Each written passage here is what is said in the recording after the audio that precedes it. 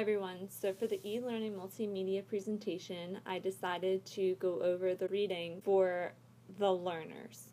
So the two articles that I chose to look over was Student Barriers to Online Learning, a Factor Analytics Study by Lynn Mullenberg and Zane Berg. And then I also read the article Online Technologies, Self-Efficacy and Self-Regulated Learning as Predictors of Final Grade and Satisfaction in College-Level Online Courses by Maria Puzziferro. So I just wanted to talk about both articles. So I wanted to start off by my main article because the other article that I had looked over, there's a lot of connections to the main article that I'm doing this presentation on. For Student Barriers to Online Learning, a Factor Analytics Study, this is the main article that I looked over. So why is it important for us to look at the learners in an online learning environment? While reading this article, I wanted to talk about the importance of the learners in your online learning environment. So it's important to take into consideration the different background characteristics and demographics of the learner that might affect the outcomes of their online learning. So not every learner learns the same, and also every learner in your learning environment, it comes from different backgrounds, they have different experiences. So it's very important to take these concepts into consideration. So significant differences in learning, attitude, motivation, or experiences are based on the gender of your learners, the age of your learners, the ethnicity, the ability and confidence with online learning technology, the type of learning institution they attend, as well as the learning effectiveness in the online environment. So these are some key important details to take into consideration when you are teaching an online class, because you're not always going to have learners that are very effective in an online environment. You may have some learners that are new to the environment. You may have some that are very advanced in the online learning environment. So you need to take these concepts into consideration so that it will help you in targeting and changing around your lesson based on who you are teaching. And as well, we were talking this week about quality of teaching in online environments. So I think this is an important factor, that even talking with the learners, because if you don't have a quality online environment, your learners are going to be lost or confused, or they might just get so frustrated in that environment that you need to make sure that you are helping them and making sure that you provide them with all the resources that they may need. Another important factor when taking into consideration the learners that you're going to be teaching, you need to make sure that you gain insight towards students' perceptions on digital e-learning environments. Now this is important because you may have students that perceive an online environment as very challenging and very hard, but you also may have students that perceive it as very easy and very quick to learn. So in the article that I had read this week, the Student Barriers to Online Learning, I had seen from the results that many students have rated online learning in different ways. So I'm just going to read a section from that article that I think is very important to take into consideration when you are teaching in online environments. So it says on page 33, when rating their comfort level with online learning technologies, the majority of respondents, 67.7%, are comfortable and confident learning online. 23.3% are using email and internet for personal productivity, but are not taking online courses. 7.2% are learning online but feel unsure of their skills, and 1.8% do not use these technologies very often. Of those respondents who have studied online, when considering how effectively they feel about their learning online, 33.2% said they cannot learn as well online.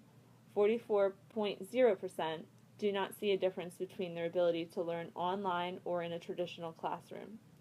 And 22.8% think they learn better online. So for those who have not taken an online class yet, 60.1% predict they would learn poorly online. 32.4% think there would be no difference between learning online or in a traditional classroom, and 7.5% predict they would learn better online. The results were quite similar when asked how well respondents enjoyed learning online. For those who have studied online, 30.9% enjoyed online learning less. 35.2% enjoyed online learning about the same as a traditional classroom, and 33.9% enjoyed online learning more. For those who have never taken an online class, 53.7% predicted they would enjoy online learning less. 34.8% predicted they would like online learning about the same, and 11.5% predicted they would like online learning more. So this is definitely important to consider when you are teaching in an e-learning environment, because you have learners from all different areas. You have learners that had taken online classes before, you have learners that have not taken online classes before, and you can also have learners in your class that may have taken an online class before and had a terrible experience, but they have to take this class online either because it's the only thing available or it fit into their schedule the best. So these are all important to take into consideration, and I felt that that was a really good chunk in that article that I had read, that I feel like a lot of learners and educators need to understand that not everyone is coming in with the same knowledge that you may think they are. I know a lot of people, when I was taking online classes, would make comments as if it was your choice to go into the online class, which is not the case in all learners. So I think it's important when you are taking an online course to just consider who it is that may be in the class. You may have students that aren't really advanced in the technology, but it's important to just be patient and allow them the opportunity to learn and just to be able to grow within the course. So the last point I wanted to make about why it's important to take into consideration the different learners in an e-learning environment would be to understand the barriers that prevent students from enrolling in an online course. In the Student Barriers to Online Learning article, it stated different student barriers that had prevented students from taking online classes.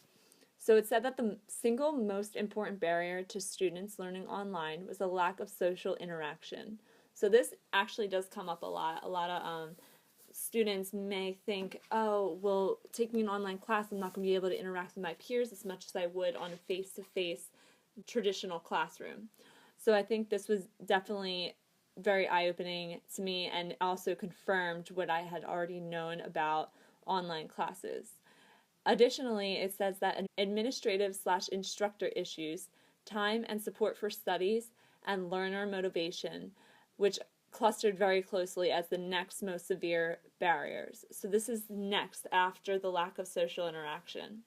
So I think that being that administrative/instructor issues was most severe, I think that this is another reason why instructors and educators need to be very well advanced and also know the ins and outs for the technology that you're using. I feel that Professor Novak has done a great job in making sure that we all are well aware of how to use the different resources that we have available to us, and also making sure that we are getting familiar and are comfortable using the Canvas learning environment.